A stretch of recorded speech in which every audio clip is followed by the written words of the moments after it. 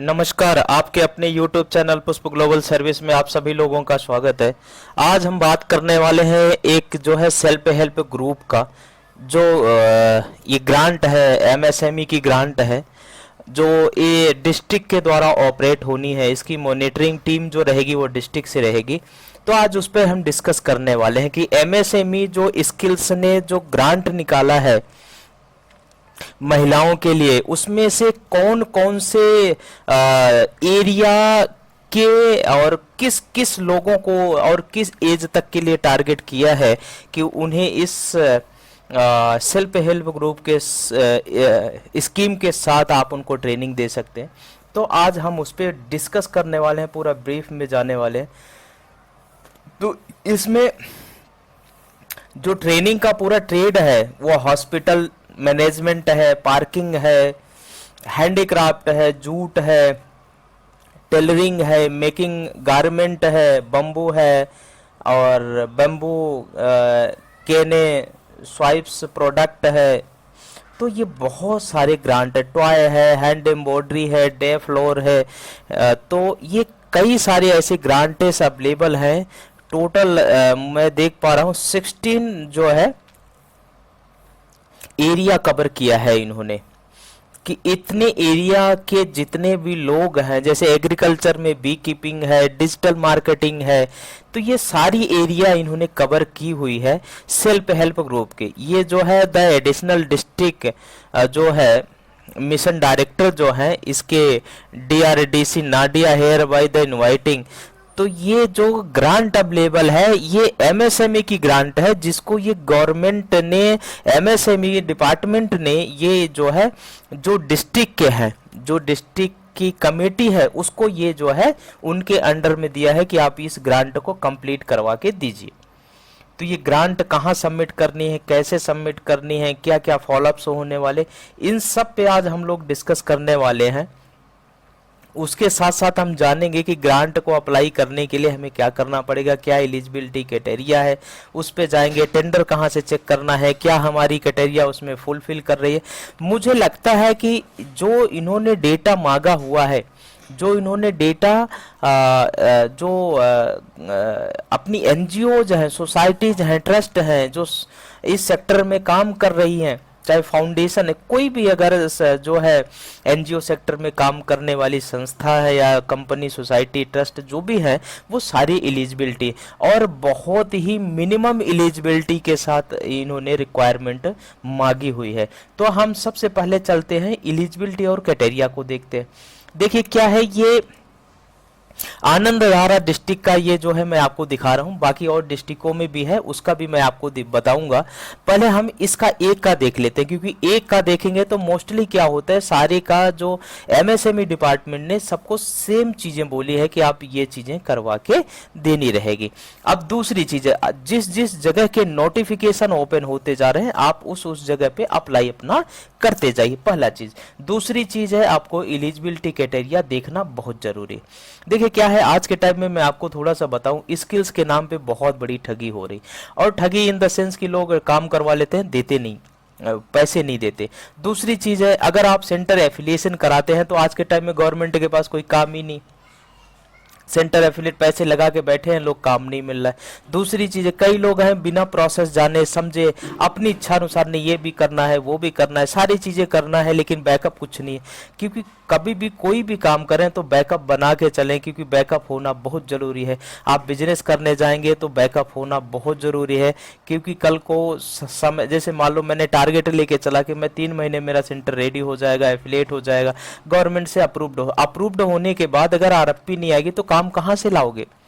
क्योंकि बहुत सारे लोग ने बोला कि सर सेंटर तो हमने एफिलिएट करवा रखा है, फला से काम नहीं आ रहा है, क्योंकि उन्होंने जो सेंटर एफिलिएशन कराया जो है पीएमकेवीवाई के लिए। अब पीएमकेवीवाई का टारगेट ही नहीं आ रहा है तो आप सेंटर एफिलिएट करा के बैठे हैं, इंतजार कर रहे हैं। अब गवर्नमेंट कब निकाले, क्योंकि आज 2 से 2.5 साल में देख रहा हूँ स्किल्स के क्षेत्र में बहुत बड़ी जो है, जो भी टारगेट आता है सब इंडस्ट्री को चला जाता है, इम्प्लीमेंटिंग एजेंसी बैठे इंतजार ही करती रह जाती है। तो मेरा कहने का मतलब है कि आपके पास बैकअप होना बहुत जरूरी है। काम बहुत अच्छा है, नो डाउट, सारी चीजें बहुत अच्छी है, लेकिन आपको पेशेंस भी रखना बहुत जरूरी पड़ेगा। क्योंकि जब आप अपना खुद का सेंटर बिल्ड करते हैं या कराते हैं तो उसमें क्या होता है, गवर्नमेंट आरएफपी निकालेगी, फिर आप आरएफपी को सबमिट करेंगे, उस क्राइटेरिया को फुलफिल कराएंगे। जो आपका सेंटर बाद में वेरिफिकेशन होता है वो पहले आपने करवा रखा है, तो आपको कम टाइम में ज्यादा काम करने का मौका मिलेगा। लेकिन आपको वेट भी तो करना पड़ेगा ना, जब आरएफपी आएगी तभी तो आपको टारगेट मिलेगा, ऐसा तो है नहीं। तो इसका विशेष आप लोग ध्यान रखिएगा। बहुत सारे लोगों ने कहा कि सर, इसीलिए आप लोगों ने देखा होगा मैं बहुत कम वीडियो पे डालना बंद कर दिया था। लोगों ने कहा कि सर आप दोबारा से करिए करिए, आपके करने से मुझे बहुत लाभ हो रहे हैं, क्योंकि मैं सारी चीज़ों को उसके अकॉर्डिंग तो मुझे इन्फॉर्मेशन तो मिल पा रही है, हम उसको डेवलप कर पा रहे हैं। इसलिए मैंने अभी दोबारा शुरू किया, क्योंकि मैंने देखा कि काफ़ी लोगों का जो है मेरे पास रिक्वेस्ट आया, सर आप इसको शुरू करिए। क्योंकि देखिए मेरे पास भी थोड़ा टाइम का शॉर्टेज होता है, हम भी अपने अपने काम को करने होते हैं, तो इस वजह से। लेकिन मैं आपको सुझाव यही दूंगा कि आप अगर सेंटर एफिलिएशन करवा रहे हैं या करवाना चाह रहे हैं तो आप ये भी ध्यान रखिए कि आपको जब पीएमकेवीवाई का टारगेट आएगा तभी आपकी प्रोजेक्ट के लिए आप अप्लाई करेंगे, तब आपको काम मिलेगा, तब आप कर पाएंगे। एक तो वो प्रोसेस। दूसरा, अगर आप सेंटर जो है विदाउट पीएमकेवीवाई करवाते हैं तो उस कंडीशन में आप सीएसआर भी चला सकते हैं, आप पैसे लेके भी पढ़ा सकते हैं, आप फ्री ऑफ कॉस्ट भी कर सकते हैं। इन द सेंस कि अगर कोई आपने सीएसआर आपको मिला हुआ है तो आपको पेमेंट तो वहां से मिल जाएगा, आप उसको डेवलप कर सकते हैं। दूसरी चीज है, बहुत बारीकी इसमें काम होता है, आपको बहुत समझने की भी जरूरत होती है। अगर जो फ्रेशर है वो जरूर ध्यान रखें कि हमें सारी चीजें समझ के तब करना चाहिए, या जिसके भी दिशा निर्देशन पे काम कर रहे हैं या तो उसकी बात को पूरी तरह से समझ लें कि वो आपके लिए ठीक है या नहीं है। क्योंकि देखिए जो कॉस्ट लगनी है वो तो हम भी नहीं बचा सकते, वो आप भी नहीं बचा सकते। क्योंकि काम जो आप पानी पीने जाएंगे, गिलास 5 रुपए का है, 10 रुपए का भी है, 20 का 50 का भी, डिपेंड करता है आपको अपने बिजनेस अपनी कैपेसिटी के अनुसार आपको काम करना और कराना रहेगा। ठीक है। दूसरी चीज ये भी देखना कि आप जिस कंसल्टेंट के साथ आप काम कर रहे हैं क्या वो बेहतर काम कर रहा है या नहीं कर रहा है। कई बार ऐसा होता है कि आपके जेब में पैसे नहीं होते तो आप काम वैसे भी नहीं कर पाएंगे। तो आप अपने सिस्टम को पहले बना लीजिए, जब आपका सिस्टम मजबूत हो जाए तब आप बिजनेस की ओर बढ़िए, क्योंकि बिजनेस कभी घटता है तो कभी बढ़ता भी है। दोनों चीजें, जैसे शेयर मार्केट होता है, कभी घटता है तो कभी बढ़ता भी है, तो पेशेंस तो आपको दोनों चीज में रखना ही पड़ेगा ना। तो इस चीज का विशेष ध्यान रखें। दूसरी चीज है, जितने भी स्किल्स के काम है या जो भी गवर्नमेंट की फीस होती है जो नॉन रिफंडेबल होती है, वो आप पैसे लगा के आप आगे करें या ना करें उस पर कोई फर्क नहीं पड़ता, क्योंकि वो गवर्नमेंट ने ऑलरेडी नोटिफिकेशन में दिया हुआ है कि भैया नॉन रिफंडेबल जो भी फीस आप लगा रहे हैं सारी नॉन रिफंडेबल है, कोई रिफंडेबल नहीं होती। क्योंकि ये सारी एक्टिविटी सब कोई काम करता है तो अपनी चार्जेस तो मेहनत की दिहाड़ी तो हर कोई लेगा ना। तो इसका विशेष आप ध्यान रखें, तभी आप काम को, क्योंकि जो भी काम करने जाएगा आपके लिए फ्री, आप किसी को अपने यहाँ काम पे रखोगे तो वो आपके यहाँ फ्री तो नहीं करेगा ना, उसको तो अपनी सैलरी तो लेनी ही है ना। आपका काम हो या ना हो आप पर डिपेंड होता है, उसका अलग प्रोसेस है। लेकिन जो मेहनत करेगा अपनी दिहाड़ी, आप भी अगर कहीं मेहनत करेंगे तो ऐसा तो नहीं कि आप फ्री करेंगे। तो मेरा समझाने का सिर्फ मतलब यह है कि आप जब समझ लें, आपका बैकअप ठीक हो, आपकी चीजें ठीक हो, तभी आप आगे बढ़ें। क्योंकि ये एक लार्जेस्ट काम है, बड़ा काम है, और बड़े काम के लिए बड़ी दिमाग और बड़ा मेहनत और आपको पेशेंस और आपके सिस्टम को करने के लिए वो सारी चीजें होनी चाहिए। देखिए मेरे बात का बुरा अन्यथा मत लीजिएगा, अगर किसी को बुरा लगता हो तो मैं आप लोगों से माफी भी मांगता हूं, बट आपको ये जरूर भी कहता हूं, सुझाव जरूर दूंगा कि आप अपने सिस्टम को बनाने के लिए पहले खुद भी अवेयर हो। आपका सिस्टम खुद का भी होना चाहिए। आपके पास अगर रेंट बिल्डिंग नहीं है, आप रेंट दे दे के, या तो आपको रेंट पे करने का पूरा वो है कि हम सारा कर लेंगे, क्योंकि कई बार है कि काम 4 महीने भी लेट हो सकता है, 6 महीने भी लेट हो सकता है। कई बार ऐसा होता है कि वो आरपी साल साल भर नहीं आती, तो क्या करोगे, वेट ही तो करोगे ना। चलिए ठीक है, ये तो रहा ये चीज। अब हम बात करते हैं जिस प्रोजेक्ट के लिए हमने देखा है, जो ईवाई आया हुआ है। अब आप देखेंगे ये skills development department, MSME department ने ये स्कीम निकाली है। ठीक है, अगर जिसका भी सेंटर अगर आपके पास अगर रेडी होगा वो उसको टारगेट मिल जाएगा, या अगर आपके पास सेंटर अवेलेबल है आप उसको ये टारगेट मिल जाएगा। क्यों मिलेगा? क्योंकि आरएफपी आ गई। आरएफपी के अकॉर्डिंग आप अपनी प्रोफाइल को बनाइए, आप अपनी उसकी प्रपोजल को प्रिपेयर करिए और सबमिट करिए, डेफिनेटली है काम मिलेगा, क्योंकि आपके पास सेंटर अवेलेबल है, सेंटर आपका अप्रूव्ड भी है। तो आपको कुछ भी करने की जरूरत है, आपको सिर्फ प्रपोजल अप्लाई करना है, सेंटर एफिलिएशन का डॉक्यूमेंट लगाना है और ये टारगेट आपके हाथ में आ गया। अब जिनके पास सेंटर एफिलिएट नहीं है उनके लिए चैलेंज है। क्यों? कि अब वो ये सारी चीजें भरेंगे, फिर उसके बाद उनको एक नोटिफिकेशन जारी होगा, फिर वो सेंटर को एफिलिएट कराएंगे। अगर सेंटर एफिलिएशन नहीं हो पाए तो उनको ये टारगेट नहीं मिलेगा, सारी मेहनत फिर भी उनकी बेकार जाएगी। और जिसने पहले मेहनत करके सेंटर एफिलिएट करवा रखा है उनको ये टारगेट 100% मिलना ही मिलना है, बशर्ते आपको प्रपोजल के अकॉर्डिंग, उनके क्राइटेरिया के अकॉर्डिंग आपको प्रपोजल बनाना और डॉक्यूमेंटेशन करना ही करना। बस दो ही काम आपके पास बचा है, इसको करेंगे आपको टारगेट आएगा, आप काम शुरू। बैच क्रिएट करिए, आपके पास ट्रेनर अवेलेबल पहले से ही है, उस ट्रेनर को अपना बैच में अटैच करिए और आगे काम शुरू करिए। अगर आपका ट्रेनर अवेलेबल नहीं है तो मान लो सेंटर एफिलिएट करा लिया, आपका ट्रेनर चला गया, तो आपको बस ट्रेनिंग के लिए ट्रेनर अवेलेबल कराना है। तो ट्रेनर अवेलेबल हम आपको इजी और आसानी तरीका वो भी बता देंगे कि कैसे होता है और कैसे आप हायर कर सकते हैं, कहां से ट्रेनर को ला सकते हैं, कौन इस समय अवेलेबल है, वो सारी डिटेल मिल से जाती है। उनको आप कॉल करिए, जो भी खाली होगा ट्रेनर आपके साथ आ जाएगा, काम करेगा, आपसे सैलरी लेगा। तो इतना काम रह जाता है अगर आपका सेंटर एफिलिएटेड है तो।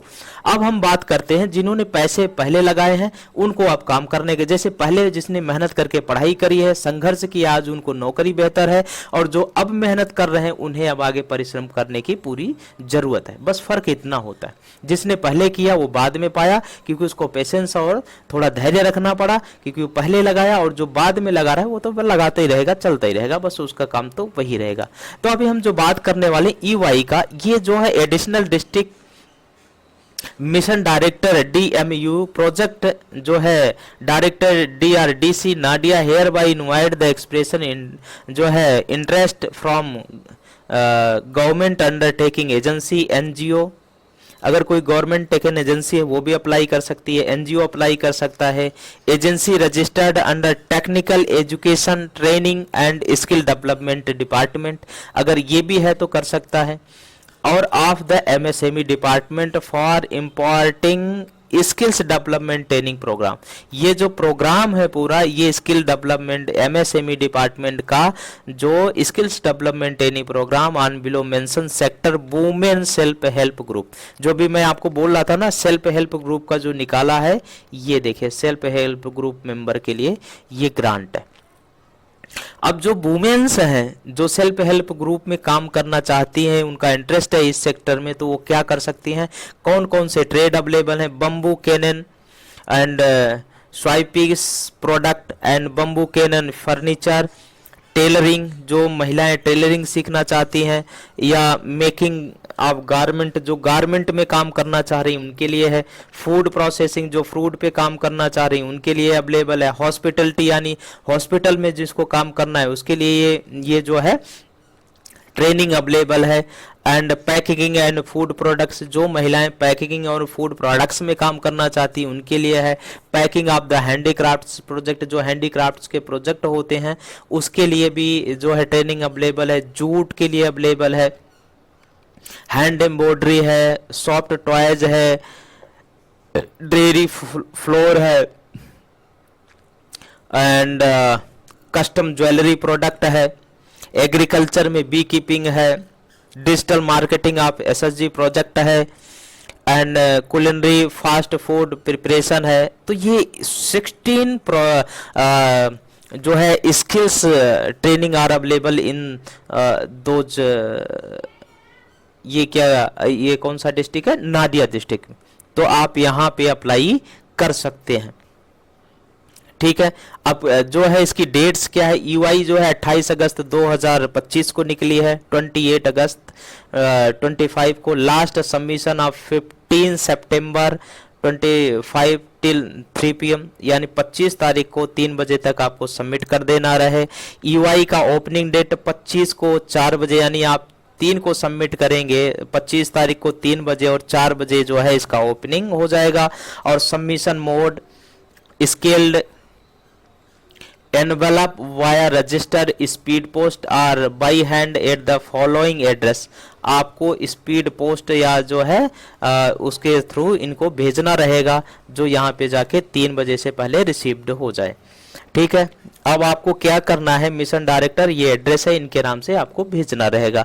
ऑब्जेक्टिव इनका क्या है, सबसे पहले वो देखिए, to provide skills development training to women self help group, WSSG farmer producer company FPO, and top most value addition of different product development to provide women empowerment and farming income enhancement to the sustainable products based of the business to create the entrepreneurship opportunities। ये आपका objective रहेगा काम करने का। कितना, 4 objective are there in that RFP।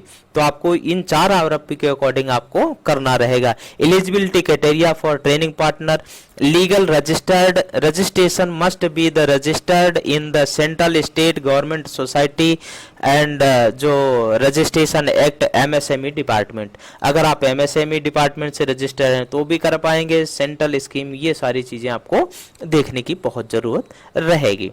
Experience required at the last 2 years, अगर 2 साल से आपने कोई गवर्नमेंट सेक्टर का आपने काम किया है वो आपको लगाना जरूर रहेगा। प्रीवियस वर्क एविडेंस, आपको कोई आपने काम किया उसका एविडेंस लगाना जरूरी रहेगा। Proven experience in organizing skills development and entrepreneurship program, ये सारी चीजें आपको इसके अकॉर्डिंग भरना रहेगा, इसका आप ध्यान रखें। फिर इंफ्रास्ट्रक्चर आपके पास क्या अवेलेबल है, कंडक्ट हाई क्वालिटी ट्रेनिंग क्या है, ये सारी चीजें आपको देने की जरूरत रहेगी। अब हम बात करते हैं experience and qualified trainer should be empanelled और willings to adopt digital platform monitoring evaluation after training and holding marketing support in the 1 year should be available. ठीक है, आपको ये कराना रहेगा। स्कोप ऑफ वर्क में क्या रहेगा, provide the equip training and conduct skill development training, ये सारी चीजें आपके स्कोप में रहने वाली है। देखिए क्या है, ये बहुत इजी टारगेट है। इजी टारगेट मीन्स कि आप आसानी से इस टारगेट को अचीव कर सकते हो। कोई ज्यादा बहुत बड़ा काम इसमें मुझे दिखाई नहीं पड़ रहा है। क्यों? क्योंकि इसमें आपको ज्यादा टेंडरिंग फीस नहीं देनी है। जहां तक मैं देख पा रहा हूं अभी तक तो मुझे टेंडर फीस कुछ मिला नहीं, कोई भी टेंडर फीस नहीं है। वेरी गुड, बहुत अच्छा। और कोई EMD भी नहीं देनी है। लग जाओ मेरे भाइयों, जिसके पास सेंटर अवेलेबल है, आपके सेंटर एफिलिएटेड हैं, आप लग जाओ, इसको कर लो बस। क्योंकि इसमें कोई आपको EMD नहीं देना है, कोई आपको प्रोसेसिंग फीस नहीं देनी है, कोई गवर्नमेंट की फीस नहीं है, अभी तक नहीं। सिर्फ वर्क ऑर्डर्स इन्होंने मांगे हैं जो आपने काम कर रखे। देखो यहाँ पे each batch shall be consist and 13 womens SSG member. जो एक बैच आप क्रिएट करेंगे उसमें 30 वुमेन्स होनी चाहिए। Rate to be proposed per candidate per day including training materials, master trainer and honorarium ETC। ठीक है, इसका आप ध्यान रखें। Rate should be quoted separately for each training centre and 1 TP should be submitted UI for not more than 3 sector। यानी जो rate आपको मिलेगा वह जो है ट्रेनिंग सेंटर के हर एक TP का उसके कोड के अकॉर्डिंग रहेगा। ठीक है, जो आप कोटेशन आप उनको करोगे यानी कोड दोगे। और एक training centre more than 3 sector को अप्लाई कर सकता है, यानी 3 सेंटर मतलब जो 3 ट्रेनिंग सेंटर मतलब जॉब रोल्स को अप्लाई कर सकता है। Training shall be selected by the DRDC DMMU Nadia and mobilize jointly by the training agency. ये आपकी ट्रेनिंग एजेंसी बन के काम आपके साथ करेंगी, इसका ध्यान रखें। Payment will be made after successful completion of the training program and due to submission of the bill voucher at this. जो आप ट्रेनिंग कराओगे, जो आपका बिल वाउचर होगा और जो बिल्स है वो सारी चीजें जब सबमिट कराएंगे तब आपका पेमेंट ये होगा। वर्क ऑर्डर में be cancelled by the office of the undersigned any time if any of other about terms condition are violated. अगर जो इन्होंने टर्म्स कंडीशन दी है उसके अकॉर्डिंग आप काम नहीं करेंगे तो आपका वर्क ऑर्डर कभी भी कैंसिल किया जा सकता है। ट्रेनिंग इज फाउंडेड अगर जो आपने ट्रेनिंग कराया उस ट्रेनिंग से अगर कोई अनसेटिस्फाइड है तो भी आपका वर्क ऑर्डर कैंसिल हो जाएगा, इसका आप विशेष ध्यान रखिए। ठीक है, तो आप जब इसका विशेष ध्यान रखेंगे तो काम आप बेहतर करेंगे। ठीक है, अब हम बात करते हैं ये हमें टेंडर मिलेगा कहाँ से। आपको nadia.gov.in पर जाना है, नोटिस में जाना है, नोटिस के बाद टेंडर्स में जाना है। आपको सबसे ऊपर टेंडर्स मिलेगा, टेंडर्स पे क्लिक करिए। इसके बाद जितने भी टेंडर्स ओपन हुए हैं सारे मिल जाएंगे। आपको सेकंड लाइन पे जाना है, the additional district mission director DDMU। ये है आपका नाडिया का जो है सेल्फ हेल्प SHG मेंबर। समझ में आया? तो यहाँ पे जाना है, व्यू डाउनलोड पे क्लिक करेंगे। ये देखो आपके सामने ये डाउनलोड होके आ जाएगा। ठीक है, अब जब ये डाउनलोड होके आ गया, यहाँ से आप सारी चीजें पूरा पढ़ सकते हैं। पूरा पढ़ के आप इसको देख के अप्लाई कर सकते हैं। कहीं पे कोई आपको डाउट है आप हमें कमेंट करके पूछ सकते हैं। एक चीज़ है। दूसरी चीज़ ये है कि हम जो है आपको जो हमने बताया है, अगर उसके अकॉर्डिंग आप इसको पूरा प्रोसेस करोगे तो आपको किसी से पूछने की भी कोई ज़रूरत नहीं है। आप खुद भी इसको अप्लाई कर सकते हैं, कोई दिक्कत नहीं आएगी। तो अगर किसी के भी कोई क्वेश्चंस होंगे या हमारे द्वारा बताई गई कोई त्रुटि हुई होगी जाने में अनजाने में, तो आप हमें कमेंट करके ज़रूर बताएं, हम उसको सुधार करने की कोशिश करेंगे ताकि आप लोगों तक और भी सही इन्फॉर्मेशन पहुंच सके। मिलते हैं नेक्स्ट एक नए ट्यूटोरियल के साथ, तब तक के लिए आप सभी को मेरा नमस्कार।